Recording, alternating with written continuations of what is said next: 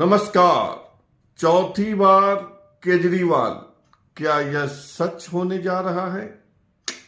मैं ऐसा नहीं कह रहा, मैं तो संभावनाओं का विश्लेषण कर रहा हूं। दिल्ली में चुनाव की घोषणा नहीं हुई है, देर है, कम से कम 1.5 माह। लेकिन केजरीवाल ने बिसात बिछा दी है, अपनी गोटियां चल रहे हैं और लगता है कि पौ 12 तय नहीं है तो पौ 12 की संभावना तो है।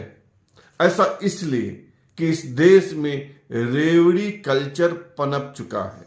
जो जो सरकारें चुनाव के पहले रेवड़ियां बांट रही हैं या रेवड़ियों का सब्ज बाग दिखा रही हैं, वो सत्ता में लौट रही है। जैसे महाराष्ट्र में एकनाथ शिंदे ने महिलाओं को नगद राशि उनके खाते में ट्रांसफर करने का ऐलान किया।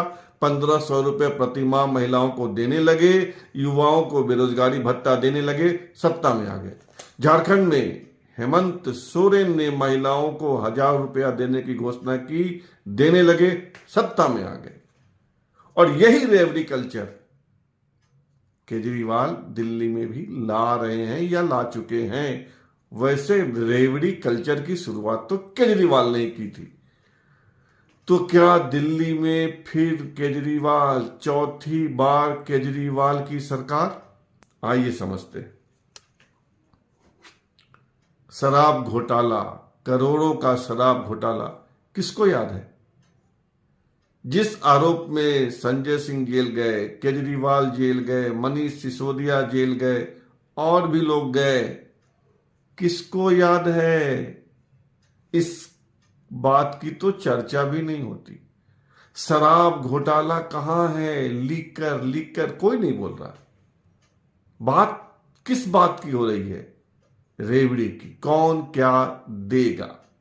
और केजरीवाल को देखिए, वे दिल्ली वासियों के लिए लाए हैं संजीवनी योजना।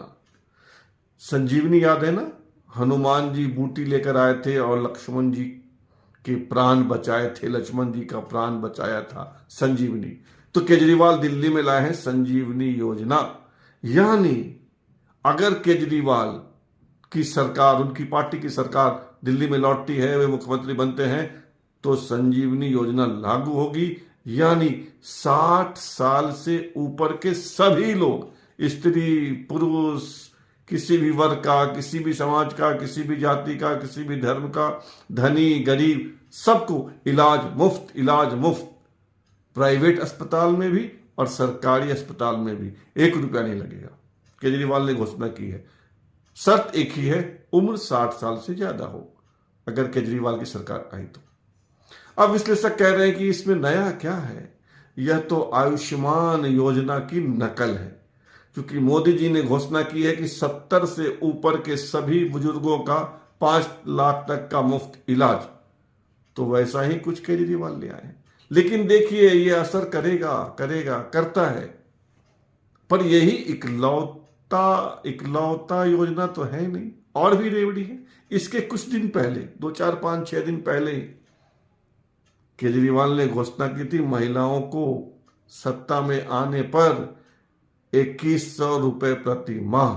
यानी वही चाल, वही गोटी, वही हथियार जो झारखंड में काम किया, महाराष्ट्र में काम कर गया, तो क्या दिल्ली में काम नहीं करेगा? कर सकता है, गारंटी नहीं है, पर उम्मीद तो है। तो बुजुर्गों के लिए योजना, महिलाओं के लिए योजना, ऑटो वालों के लिए अनेक सहूलियत की योजना केजरीवाल ने की है। और इन दिनों केजरीवाल साहब पदयात्रा पर है, गली गली जा रहे हैं, हाथ जोड़ रहे हैं, ख्याल रखना बाबा। और उस यात्राओं में क्या कहते हैं? अपनी तमाम रेवड़ियों का उल्लेख करते हैं। हमने 200 यूनिट मुफ्त बिजली दी, हमने पानी मुफ्त दी, हमने इलाज की व्यवस्था की, हमने ये किया, हमने वे किया। ऐसे 7-8 रेवड़ियों का उल्लेख अरविंद केजरीवाल कर रहे हैं अपनी पदयात्राओं में। और इतना ही नहीं, बीजेपी के कैंडिडेट्स का पता नहीं। दिल्ली में विधानसभा की 70 सीटें हैं, किस सीट तो 70 सीटों पर बीजेपी का कैंडिडेट कौन होगा? बीजेपी ने एक भी कैंडिडेट की घोषणा नहीं की। कांग्रेस 21 कैंडिडेट की घोषणा करके चुप बैठ गई और केजरीवाल ने सभी 70 सीटों के कैंडिडेट घोषित कर दिए, यानी उम्मीदवार तय। सारी रेवड़ियों का ऐलान। अब सिर्फ चुनाव प्रचार ही तो करना है केजरीवाल को। तैयारी चल रही है धुआंधार। और जो रेवड़ी कल्चर जिस तरह पनप रहा है देश में, या रेवड़ी कल्चर हिट रहा है, तो केजरीवाल अगर चौथी बार सत्ता में आ जाए तो आश्चर्य तो कुछ भी नहीं होगा इसमें। अब आते हैं कि नहीं आते हैं, यह तो दिल्ली की जनता पर है और इसके लिए इंतजार करना चाहिए। अभी से भविष्यवाणी करना ठीक नहीं होगा। फिलहाल इतना ही, और आपसे आग्रह है कि आप इस चैनल को सब्सक्राइब कीजिए, ज्वाइन कीजिए, लाइक शेयर और कमेंट कीजिए। शुभ रात्रि, शब्बा खैर।